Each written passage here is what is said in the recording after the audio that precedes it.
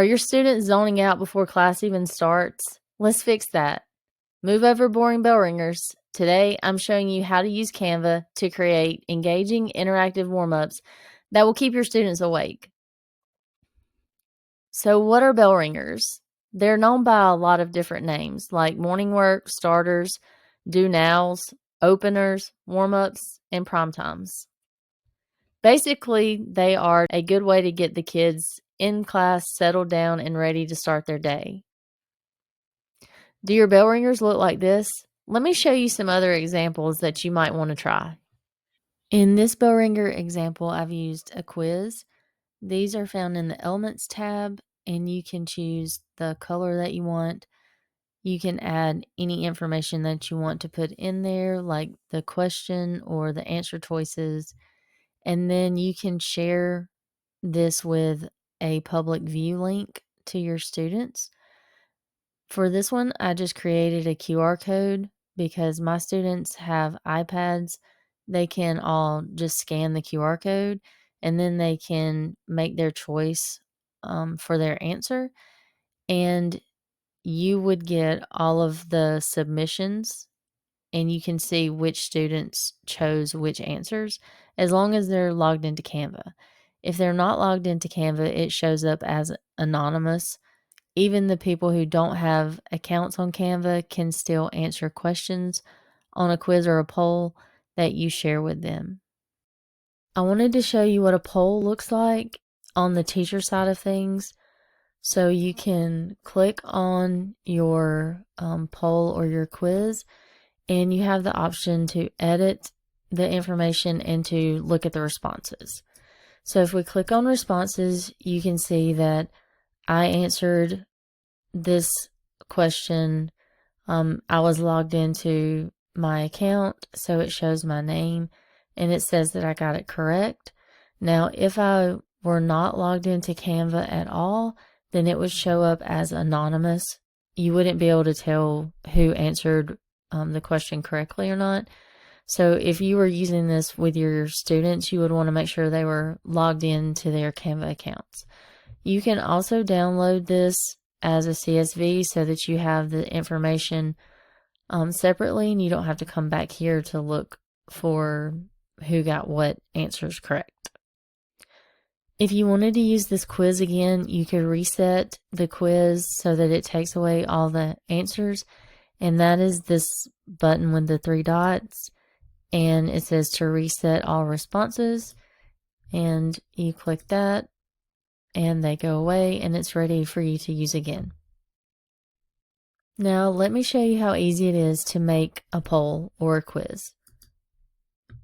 If you go to Elements, you're going to scroll down and choose Polls and Quizzes. If you click on See All, you can look under the quiz section or the poll section and see all the different options that are available for you. You can choose one and adjust it how you want to adjust it, and when you click on it, you can click on Edit, and that's where you can type your new question and add in all of your answer choices and then pick one that will be the correct answer. You can add more options. You can delete options. For the footer, you can change the word that's in there. So instead of submit, you could put something else in the button. And it's that easy. Now with my students, I share the public view link with a QR code.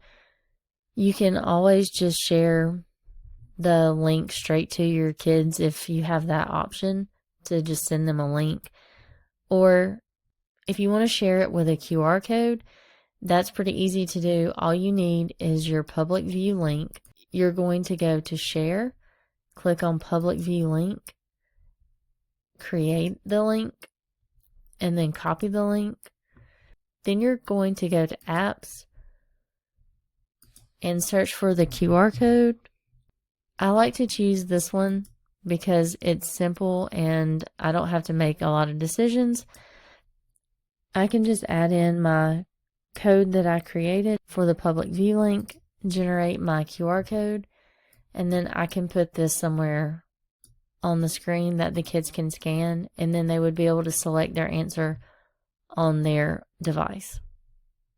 To get your kids involved, you could use a this or that question. For example, this one is, do you want pizza or do you want chicken nuggets for lunch? You could share this with students and allow them to put their names on the side that they want to be on. Or if you have a smartboard, then you could put this on the smartboard and have their names already on there, and then they can drag them to the side that they want to go to.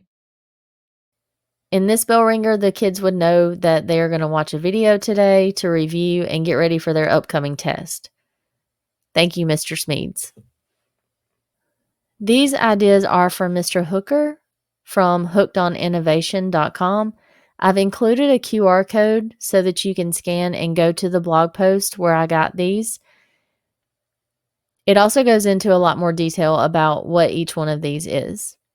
These are just some ideas that you could use for your bell ringers, like song of the day, question of the day, quote of the day, meme of the day, playing games, word jumbles, matching games, categories, asking questions with quick polls or riddles, and giving kids the chance to be creative, like with emoji sentences, virtual movie screens.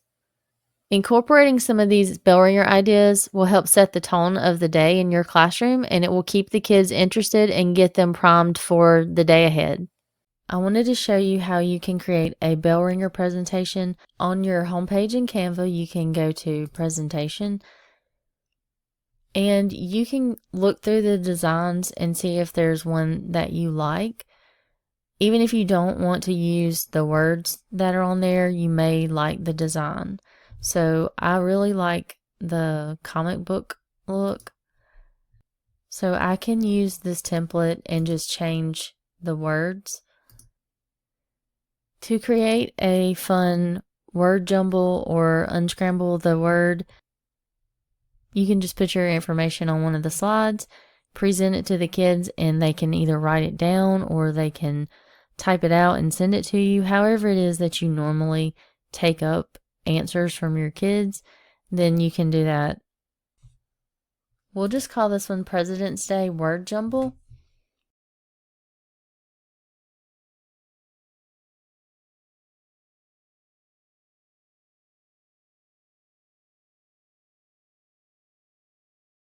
Now, when you present this to your kids, you can decide how you want them to answer it. If you want them to just discuss it out loud or write it down on paper, they can type their answer and submit it to you. If you think your kids might need a little hint, you could make a new slide that's just like this one. Just duplicate the page.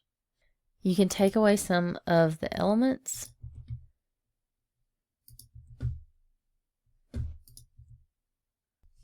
If you can't get to part of the image, you can always click on position and move things around, or you can click on layers and you can see exactly which one that you're trying to get to. So I want to click on this one and just delete it. Now I want to give my kids a hint as to who this president is. So I'm going to go to Elements. I'm going to find Abraham Lincoln because that's the correct answer. And I'm going to see if I can find an image that would not give away the answer completely, but it would at least give a little hint.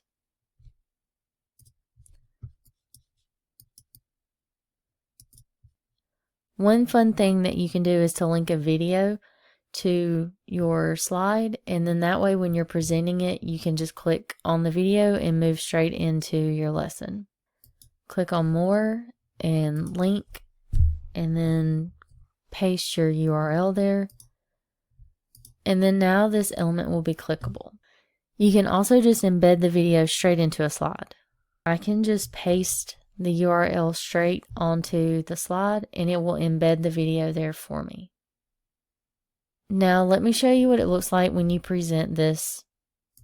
Click on Present You can choose for it to autoplay, or you can choose just to present so that you can click through. In presenter view, it gives you the notes section. If you want to add notes to help you with your presentation, I'm just going to click on the present full screen. A new feature in Canva is that you can present offline. So if I start from the first slide, I can click to the next slide to find the instructions. The next slide would have my question.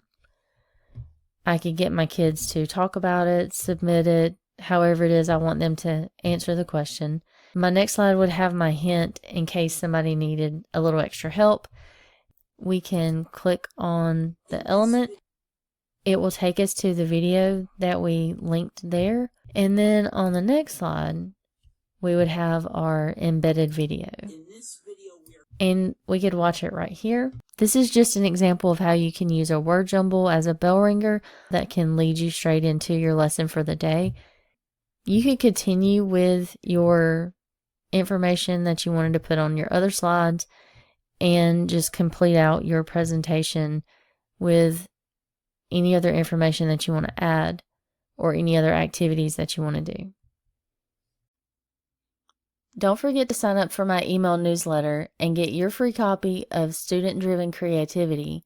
I've included over 20 projects that your students can do in Canva.